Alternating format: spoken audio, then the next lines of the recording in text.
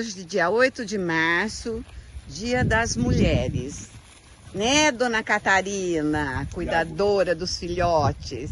E nós aqui, o Cadum agora vai dar alfacinha na boca deles. Você quer ver? É, lá, ó. São malandro demais, ó. Tudo. Adora uma verdura. Tá vendo? Olha lá, alfacinha. E agora eles estão com alimentação toda. Olha lá. Dedo não. Olha lá, que gracinha. São bonitinhos demais, tá vendo? Mansinhos, bem cuidados. Natureza. Já tomaram vacina. E a mamãe lá, cuidando deles, não pensa não. Bom dia! E o Cadum aí, ó, dando comida, cuidando. Pra ficar forte. Bom dia.